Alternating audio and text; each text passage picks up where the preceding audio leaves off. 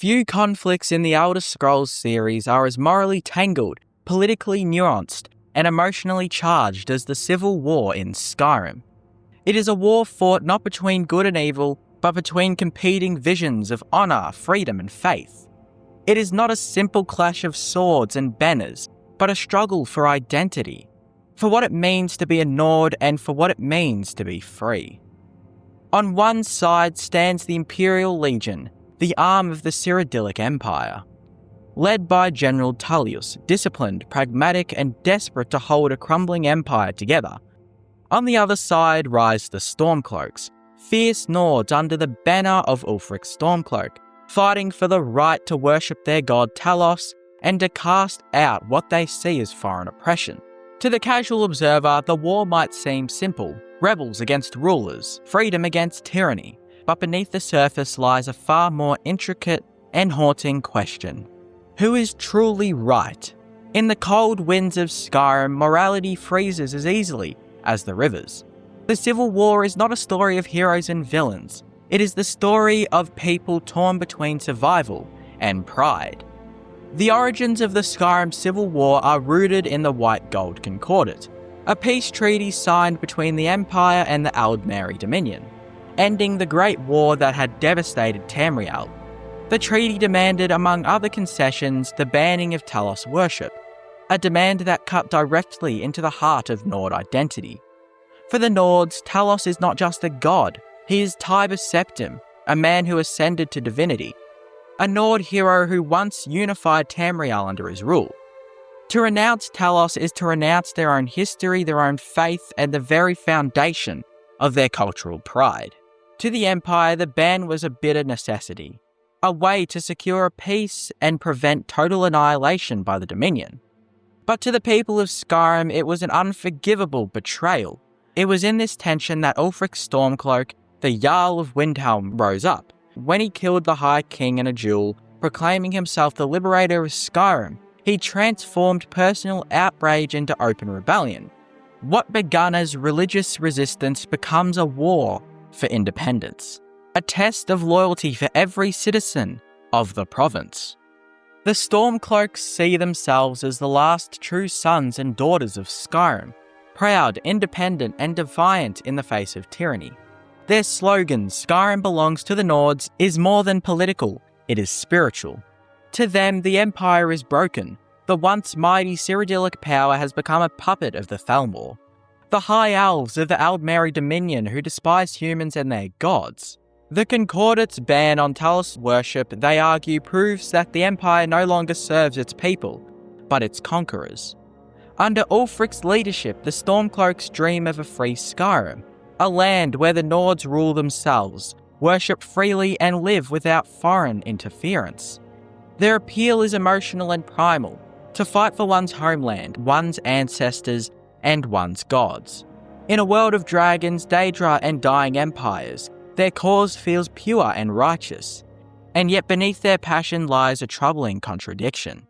For the Imperial Legion, the war in Skyrim is a tragedy, not because the Nords are wrong to seek freedom, but because their rebellion threatens the fragile stability of the entire continent. The Empire, though battered and weakened, still stands as the last great bulwark against the Aldmeri Dominion. Every province that breaks away, every army that turns inward, only strengthens the Dominion's hand. To General Tullius and his soldiers, Ulfric's rebellion is not a cry for freedom. It is treason, a selfish act that endangers not only Skyrim, but all of humanity. The Empire does not deny that the Concordat is harsh, nor that Talos worship is sacred to the Nords, but it argues that survival must come before pride. As Tullius himself says, we must pick our battles wisely. In his eyes, Skyrim's independence would lead not to freedom, but to annihilation at the hands of the Dominion's armies. Thus, the Empire's cause is pragmatic, not passionate. It fights not for glory, but for endurance.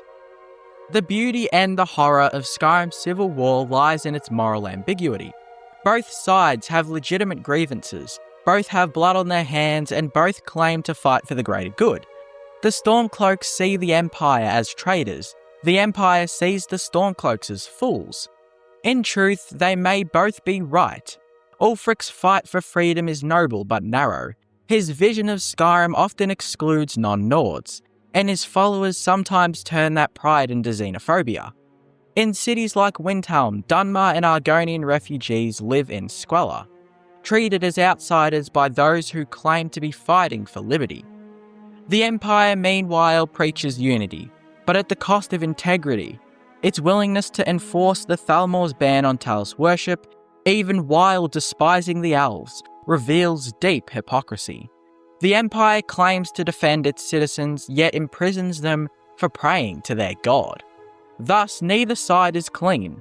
The Civil War is a tragedy not because one side is evil, but because both sides are human. Ulfric is one of the most fascinating and diverse figures in the Elder Scrolls series. To his followers, he is a hero, a warrior priest of Talos, a man of conviction who dares to challenge the Empire's chains.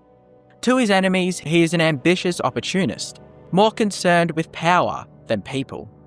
His story begins long before the rebellion. Ulfric was once captured and tortured by the Thalmor during the Great War. He was later released, a detail that has led some to believe that he was manipulated, even unknowingly, by the Dominion to destabilise Skyrim. Whether or not this is true, the trauma of his captivity shaped his worldview. Ulfric became consumed by the need to reclaim what he saw as Nord honour, through faith, strength and defiance. His killing of the High King is the ultimate symbol of his philosophy, that strength and conviction define leadership, not titles or treaties. Yet in that same act, Ulfric doomed Skyrim to bloodshed. He is a man of ideals, undone by his own pride, a hero in his own story and a villain in someone else's. If Ulfric represents passion, General Tullius represents discipline. A career soldier from Cyrodiil, Tullius views Skyrim's rebellion through the lens of strategy, not sentiment. To him, war is not about honour but necessity. His loyalty is not to the Thalmor, nor even to the Empire, but to the survival of the Empire itself. Tullius is not cruel, he is pragmatic. He does not relish fighting the Nords, but he understands the stakes.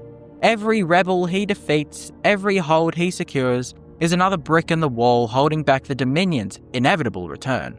Where Ulfric acts from emotion, Tullius acts from duty. He may lack charisma, but he poses clarity.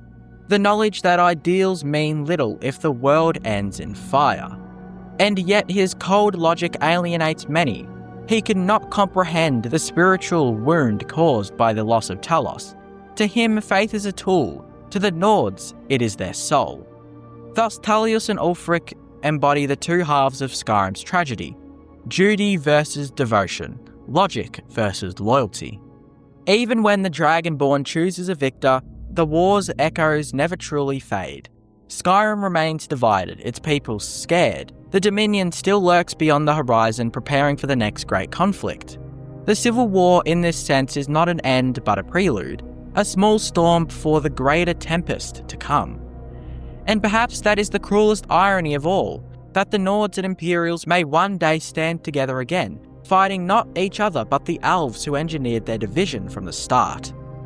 When that day comes, the ghost of the fallen, both Stormcloak and Imperial, will whisper the same question to the wind. Was it worth it? The Civil War in Skyrim is not a tale of heroes or villains, but of people flawed, passionate and desperate to find meaning in a world that seems determined to destroy it. Ulfric Stormcloak fights for freedom but loses compassion. General Tullius fights for unity but loses faith. The Nords fight for their gods, the Empire fights for its future, and both bleed on the same frozen ground. In the end, the Civil War is not about politics or religion. It is about the human struggle to balance pride with survival, belief with compromise, and destiny with choice. It is about what happens when the fires of conviction burn so brightly that they blind the very people who hold the torch. And so the curious case of Skyrim's Civil War endures, a mirror held up to the soul of every player who must choose between freedom and order, between rebellion and peace, between heart and reason. There are no victors here, only survivors, and the cold, eternal snow that covers them all.